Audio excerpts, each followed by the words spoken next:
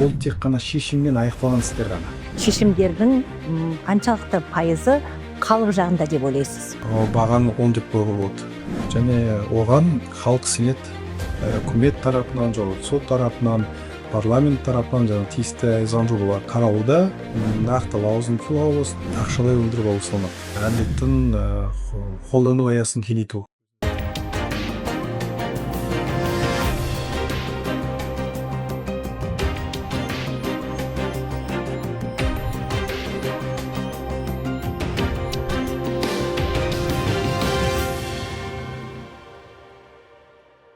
Қадірлі ағайын, құрметті ханымдар мен мырзалар, заң үстемдігі бағдарламасына қош келдіңіздер. Бүгінгі студиямыздың қонағын таныстырып өтейін. Амангелдин Айбек Темірұлы, Астана қаласы ауданаралық мамандандырылған әкімшілік сотының судьясы. Студиямызға қош келдіңіз. Айбек мырза, 2020 жылы әкімшілік сот құрылды. Бұл енді әкімшілік қағидаттарын сақтауға бағытталған соттың бүгінгі күні қандай бағыттағы істер қараудасыздар? Жалпы осы соттың негізгі мақсаты қандай? Жалпы 2020 жылы өзіңіз айтқандай, біздің әкімшілік рәсімдік процесс кодекс қабылданды. Ол кодекстің негізгі бағыт бағдары ол осы азаматтармен, қарапайым біздің кәсіпкерлермен, мемлекеттік органдармен, әкімшілік органдармен соттасқанда жалпы тепе-теңдік сақтау, жағдайлар теңестіру және олардың құқықтарын қорғау болып табылады. Осыған орай бізде 2021 жылдың 1 шілдесінен бастап елімізде 21 мамандандырылған ауданаралық әкімшілік сот ашылды, тұсауы кесілді. Ол кезде біздің жоғарғы соттың төрағасы Жақып Қажыманов өзі ашып, өзі осы кодексті әзірлеуде, жалпы осы әкімшілік юстиция әділет дейді, соны қалыптастыруға ол кісінің әрине орны бар, тарихта қалды. Сол кісінің бастамасы. Қазіргі таңда жұмыс істеуде жалпы қарқыны жаман емес. Қазіргі таңда мысалы кері байланысты естісек, өте жағымды пікірлер бар халық арасында, және осы әкімшілік әділетке қазіргі таңда осы сот жүйесіндегі жалпы мемлекеттік басқару жүйесіндегі реформалардың ең бір тиімді реформалар деп мен өзім санаймын, және енді көрініп тұр. Нағыз халыққа уақытылы және тиімді бір реформалардың бірі деп өзім көремін. Неге? Себебі күнделікті біз көріп отырмыз, жылдан жылға адам, қарапайым халық, кәсіпкерлер сотқа жүгініп, өзінің бұзылған немесе дауланған құқықтарын қалпына келтіруде. Өз кезегінде осы сот жүйесі, жалпы Астана қалалық соттары, республикалық қалалық соттары осы әкімшілік әділетті дамыту, одан әрі дамыту, және жылдан жылға ел басшысының жолдауларына сәйкес осы әкімшілік әділеттің қолдану аясын кеңейту. Өзіңіз білесіз, сондықтан қазіргі таңда үкімет тарапынан, сот тарапынан, парламент тарапынан тиісті заң жобалар қаралуда, осы әкімшілік әділет аясын кеңейту табылады. Сондықтан ол дегеніміз қалай айтылады болады. Яғни бұл институт жалпы қалыптасты, биыл 3 жарым жыл болды, және оған халық сенеді. Сондықтан жалпы мен қазіргі таңда өзім судья ретінде бағаны 10 деп қоюға болады жалпы. Енді бұл объективті, себебі күнделікті көріп жатырмыз, өте қарқынды жұмыс жүргізілді жалпы сот жүйесін тарату. Бүгінгі күні әлеуметтік желі бетінде осы кейбір азаматтардың немесе блогерлердің тарапынан сот билігіне сенімсіздік танытқан материалдарды кездестіреміз. Кейде ондай бейне материалдар, үндеулерді көріп қаламыз. Бұл жерде енді жалпы сот билігіне деген сенім халық тарапынан, бұл енді міндетті түрде осы билікке, мемлекеттік органдарға деген сенімді көрсетеді. Сол себепті жалпы бүгінгі күні шешімдердің қаншалықты пайызы халық жағында деп ойлайсыз? Өте орынды сұрақ. Осы бізде 2024 жылдың жұмыстың қорытылады жоғары сот. Сонда осы жалпы республика аясында орташа талап қоюларды қанағаттандырудың деңгейі 61%. 24 жылдың қорытындысы бойынша. Оның алдында бұл 24 жылы бізде 58% болды, 23 жылы 61% болды. Астана қаласын алсақ, бізде 23 жылдың осы біздің әкімшілік сот 23 жылдың қорытындысы бойынша 55% қанағаттандырылса, 24 жылдың қорытындысына сәйкес бізде 51,7, яғни 52% шам ары бері жатыр. Жалпы бұл жерде айтатын болсақ, енді барлығына мәлім, осы әкімшілік әділет енгенге дейін бізде республика бойынша тек қана 15% осындай санат актістердің 15% ғана жағымды, яғни талап қоюлар қанағаттандырылған мемлекеттік органдарға, лауазымдарға қарсы істер бойынша.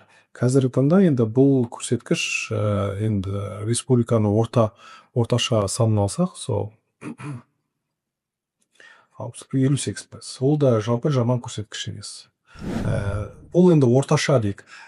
Мысалы бізде кейбір санаттарда істер 75% болады. Мысалы тұрғын үй мәселелері, салық даулары, кеден даулары, яғни жер даулары бізде мысалы 56-70, кейбір аймақтарда одан да көп болуы мүмкін. Сондықтан жалпы орташа солай. Бірақ бізде бұл тек қана шешіммен аяқталған істер ғана. Жалпы 1/4 бөлігі 25% ары бері жағы ол бізде татуласу рәсімдерінде аяқталды. Яғни татуласу дегеніміз тараптар өзара ықтимал бір ортақ мәмілеге келеді. Осы әкімшілік сот құрылған кезде бірінші кезекте халықтың негізгі талабына байланысты арыздарына өте ерекше мән беру мәселесі қозғалған болатын. Әрине қарсы жақ, қарсы тарап ол енді билік өкілдері, белгілі бір қолында мүмкіндіктері бар тұлғалар. Сол себепті менің қойғым келіп отырған сұрақ, енді лауазымды тұлғалар тарапынан сотқа кедергі келтірілмей ме? Жалпы бұндай мәселелер қалай реттелуде?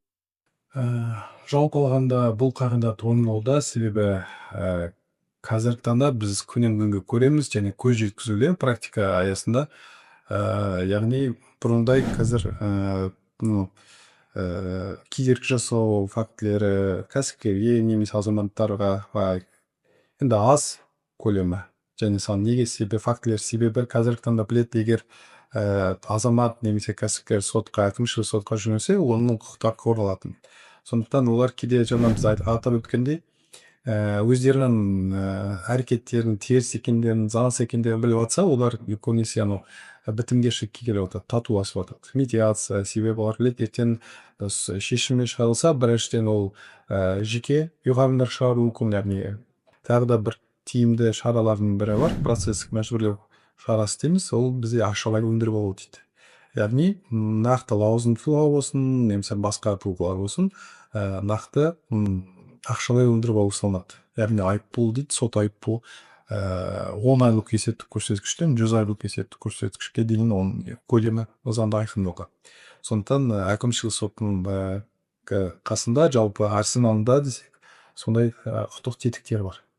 Біз және оны мысалы өте белсенді қолданамыз. Егер статистикалық мәліметтерге жүгінсек, мысалы былтыр 2024 жылы Астана қаласының әкімшілік соты 263 ақшалай өндіріп алып соға.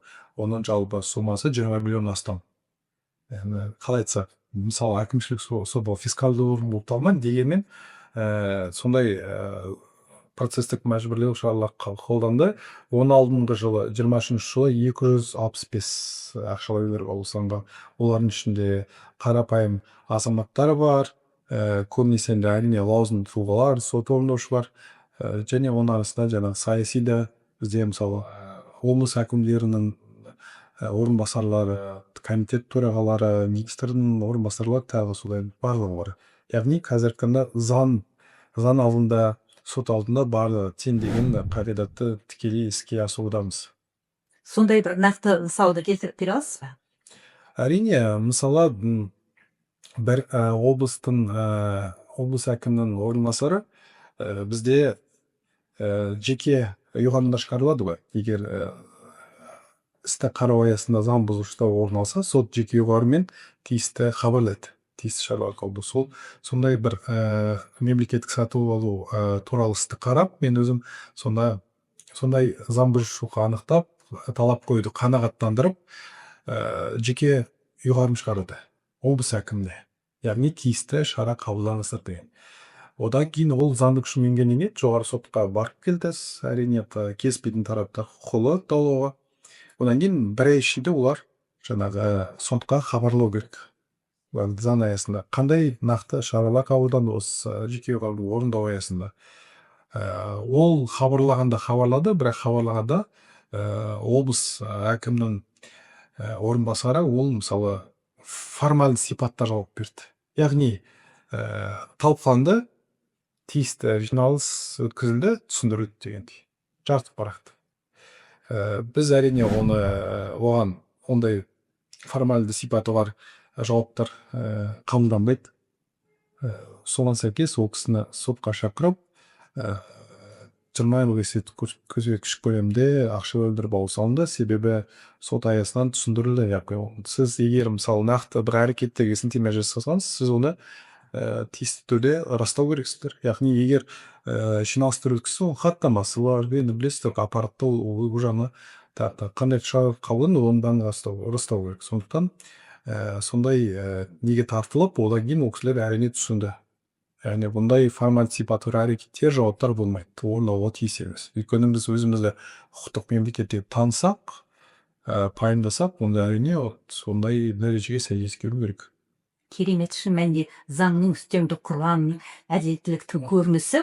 Әрине осы әкімшілік соттың халық жағында жалпы теңдікке өте бір мән бере отырып қарауы бұл енді сенімді де оятады. Екінші жағынан өзіңіз айтқандай түрлі істер қаралуда, соның ішінде мынау халықтың тұрғын үй, басқа да өз қажетті мәселелеріне қатысты істер қаралуда. Сол істерден кейін мысалы шешімдер шықты. Сол шешімдердің енді орындалу мәселесі қалай? Белгілі бір күрделі шектеулер бар ма? Шын осы сіздердің соттарын, әкімшілік соттан шыққан шешімдердің орындалуы қалай жүруде? Өте орынды сұрақ. Бізде мысалы азаматтық соттармен айырмашылығымыз, әкімшілік соттың онда өз шешімдерін өздері бақылайды. Яғни 99% шығарған шешімдер ол сот орындаушылардың орындалмайды. Яғни мысалы егер әкімшілік сот бір әкімшілік акті немесе әрекеттер заңсыз деп танса, ол оны заңды күшіне енгеннен кейін бір ай ішінде немесе басқа өзге де мерзімдер қойылса орындау туралы, сол орындалғанға дейін оны қамтамасыз етіп бақылау. Яғни солдан бір ерекшелік болып табылады. Қалай бақылайды оны? Бақылағанда былай, мысалы сот заңды күшіне енеді. Оны орындауға біз жолдаймыз. Мысалы 3 күн болса 3 күнде орындау керек, 1 ай болса 1 айда. Сосын орындауын күтеміз. Белгіленген мерзімде. Көбінесе бізде жалпы қазіргі таңда проблема жоқ. Енді ондай да болып тұрады. Кейде мысалы сот шешімін орындауға қаражат керек болады. Онда мемлекеттік мекемелер болса, олардың тәртіптері бар, білесіздер, бюджеттік рәсімдері бар. Жалпы алғанда көбінесе орындалады, ондай проблема жоқ. Бірақ орындалмаған жағдайда немесе уақытылы тиесілі орындалмаған жағдайда әкімшілік соттың мен жаңа атап өткендей ақшалай өндіріп алу тетіктері бар. Әрине, бір күнде бірнеше іс қарайтын судья үшін ол шешімдерді толық қарап отыру оңай шаруа емес екені түсінікті. Сондықтан да мониторинг мәселесі қалай жолға қойды? Жалпы мониторинг шаруасы жаңа атап өткендей, ол бізде сот шешімдерін шыққан заң күшіне енген шешімдерді бақылау аясында жүргізіледі. Яғни ол жалпы бірінші кесе аппарат мамандар қадағалайды, одан кейін сот және сот отырысының хатшысы. Ондай жалпы атап өткенде бізде қатты жүктеме жоқ. Оның барлық қадағаланады, төрелік базасы жүйесі арқылы қадағаланып, жалпы бәрі уақытылы орындалады. Бір атап өтетін ерекшелігінің бірі, жаңа айтқандай, әкімшілік соттың шешімдері 99% деп айттым ғой, ол барлығы орындалғанға дейін іс мұрағатқа тапсырылмайды. Ал егер орын алса, дәлел себептеріне созбаланса, онда тиісті лауазымды тұлғаларға ақшалай өндіріп алуға болады. 50 айлық есептік көрсеткіш. Яғни ол жалпы жай мамандар емес, ол үлкен кейде саяси тұлғалар болып табылады. Яғни комитет төрағалары, жалпы осы үйлестіруші министрдің орынбасарлары, әкімнің орынбасарлары және мысалы практика көрсеткендей 50 айлық көрсеткіш өзіне жеке салғанда, өз қалтасынан төлегенде. Онда жаңағы алдындағы бар проблемалар, базан тағы басқа проблемалар бір аптада шешіледі. Ол дегеніміз жалпы бұл жерде адами фактор деп тұрмыз. Кадр көп мәселені шешеді дейсіз ғой. Нақты бір мысалдар айта аласыз ба? Әрине, мысалы Жаңа бір мысал айтып өтейін. Мысалы, бізде осы әкімшілік әділетте енгізгенде жалпы жаңа қағидалар енгізілді. Ол мысалы біздің кодексті неміс сарапшылар жазғанын бәріне мәлім, өте белсенді жазып көмектесті, және біздің әкімшілік рәсімдік процестің кодекс осы Германия мемлекетінің, Германия елінің әкімшілік кодексіне өте ұқсас. Енді мысалы бір жаңа қағидалардың бірі ол сенім құқығын қорғау қағидасы. Орысша айтқанда охрана права на доверие. Ол дегеніміз қандай? Егер мемлекеттік әкімшілік орган тарапынан бір қандай да бір шешім қабылданса, азаматтың кәсіпкерлік пайдасына, ол шешім одан әрі бұзылу немесе күшін жою екіталай. Неге? Себебі ол шешімнің аясында адам, мысалы азамат болсын, кәсіпкер болсын, ол мысалы мүмкін қандай да бір шығындарын етті, инвестиция қою мүмкін, жаңа берілген жер учаскесінде үй салу мүмкін. Яғни сондықтан оның сенімі заң шеңберінде қорғалады. Сенім құқығын қорғау қағида. Осыған сәйкес бір кейс мысал айтып берейін. Қарапайым мысал, біздің тыңдаушылар, көрермендерге қызық болар. Мысалы бізде әлеуметтік осал топтар, білесіздер, коммуналдық кезекте тұрады үйге, мемлекеттік тұрғын үй қорынан. Сонда мынандай мысал болған екен. Бізде мысалы бір сыныптан тұрады, яғни көп балалы ана болуы мүмкін, немесе жалғыз басты ана болуы мүмкін. Және ол кісі тұрады, бір 10 жыл тұруы мүмкін. Және ол бірінші бір мониторинг немесе басқа бір тексеру аясында жаңағы санаттың өзекті емес екені анықталады әкімдік тарапы, енді тұрғын үй басқармасы тарапынан. Және алады да олар 10 жыл адам тұрғаннан кейін 10-15 жыл шығарып тастайды кезекті. Не керек? Ол адам сотқа жүгінеді, әкімшілік сотқа, және біз тексеру аясында анықтаймыз, жалпы санат өзгерді, бірақ ол бір осал топтан екінші осал топқа кетті. Мысалы, жалғыз басты анадан көп балалы анаға айналды, жанұяға айналды. Яғни сондықтан ондай әрекеттер орын алып жатқан жағдайда осы сенім құқығын қорғау қағидаларын, әділдік қағидаларын басшылыққа алып, соттар, әкімшілік соттар тиісті бұзушылықтарды қорғап, қайтадан қалпына келтіреді кезекте. Сондай. Дәл осы мәселеде менде сұрақ туындайды. Осы азаматтар енді түсінікті ғой, осал топ болды, одан бүгінгі күні жағдай аса өзгеріп те кеткен жоқ.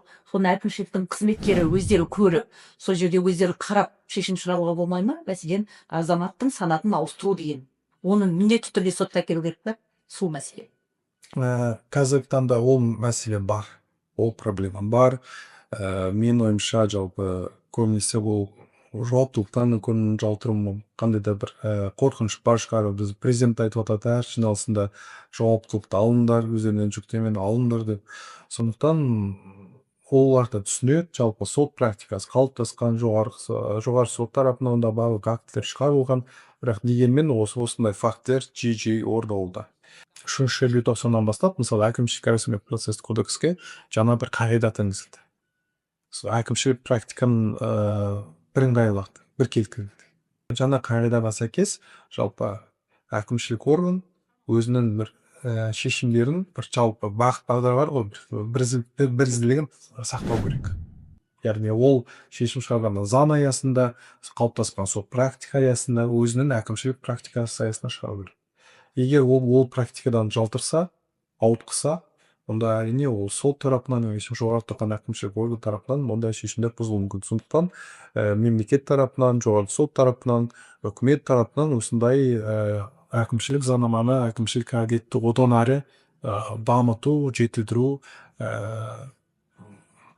әрекеттер орын алуда. Қазіргі таңда мысалы осы әкімшілік әділет аясын кеңейту президенттің тапсырмасы аясында парламентте, мысалы мәжілісте заң жобасы қаралуда, яғни бірнеше санатты азаматтық соттардан осы әкімшілік соттарға ауыстыру мәселесі қаралуда. Бұл дегеніміз, яғни мемлекет тарапынан бұл реформаның жағымды бағасы деп танимыз, деп санаймыз. Халық сенеді, және тағы да бір атап өтетін мән-жай бар, ол мысалы кейде біздің сотқа жұмылтады, ол даулардың санаты, мысалы азаматтық сипаты бар, дау сипаты бар.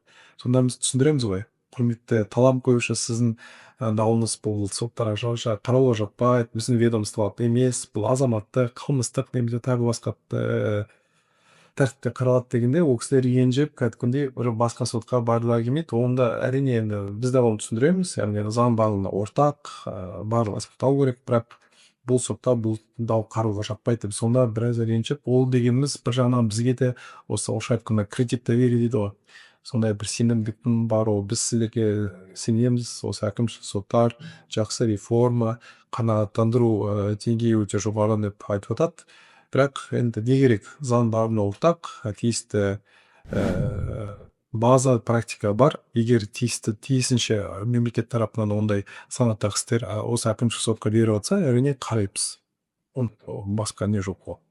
Сондықтан біз оны осындай нені осы халық тарапынан, мемлекет тарапынан жаңағы кеңейту аясы деп атау, оны осылай сенімділіктің, тиімділіктің артқанын расталғанын деп танымыз. Солай біз. Айбек мырза, сіз бүгінгі күні тек қана судья емес, сонымен бірге жас буынды тәрбиелеп жүрген, мамандарды судьялыққа баулып жүрген аз судьяның бірісіз, яғни ұстаздық жолда жүрсіз. Сіздің сонымен бірге мынау әлеуметтік желі бетінде, бақ құралдарында сұхбаттарыңыз бен жазбаларыңызды да оқып жүрмін. Жалпы осы судьялық жолға келуіңіздің, судьялық мамандықты таңдауыңыздың және ұстаздық жолға түсуіңіздің себебі қандай? Сот төрелігі академиясынан 2019 жылдан бастап дәріс оқимын. Өзім кезінде 2015 жылы президент жанындағы мемлекеттік басқару академиясында онда сот төрелігі институцияның құрамында болды. Соның түлегімін. Сондықтан өзіме де осы біздің аға буын судьяларымыз сабақ берген, жоғары соттың судьялары сабақ берген, басқа да профессорлар. Сондықтан осы жолды таңдап, яғни бос уақытта осы болашақ судья болуын, болашақ судьялар жастарды тәрбиелеуде әрине өз үлесімізді қосудамыз. Атап айтқанда сондай ұсыныс келіп түсті. Себебі мен академияны оқығанда өте белсенді болдым, әртүрлі дөңгелек үстелдер, әртүрлі шараларға қатысып, мақалалар жазып сөз айтқандай. Сондықтан сондай ұсыныс түсті. Әрине мен оны қабылдадым. Қазіргі таңда енді дәрістер оқимын, әртүрлі пәндер бойынша. Сонымен қатар басқа да жоғары оқу орындарында, мемлекеттік басқару академиясында кейде дәрістер оқылады, немесе осы бізде Мақсұт Нақыпбаев университетінде дәріс оқимын. Сол жалпы өзіміздің күнделікті алып жүрген тәжірибемізді жас мамандарға, болашақ білікті заңгерлерге сондай ниетіміз сол беруі жалпы. Себебі қазіргі таңда кадр мәселесі жалпы мемлекеттік басқару жүйесінде өте өзекті деп санаймын. Сондықтан осы өзіміздің алған білімімізді, тәжірибемізді келешек болашақ мамандарға беру өзімнің бір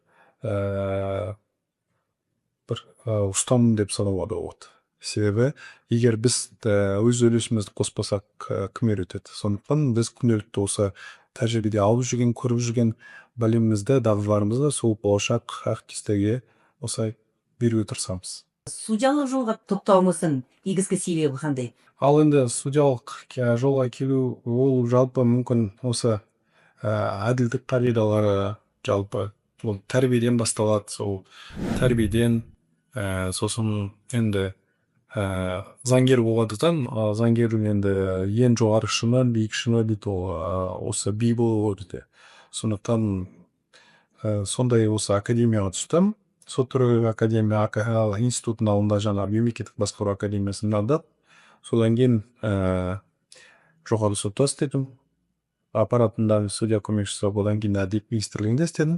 Басқарма басшысы. Сондан тиісті конкурс жарияланып, осы Астана қаласының Алматы ауылдық соты, онда қазір соңы тағайындалып, азаматтық істер қарадық. Осы әкімшілік соттар құрылғанда 2021 жылы тиісті аударылдық.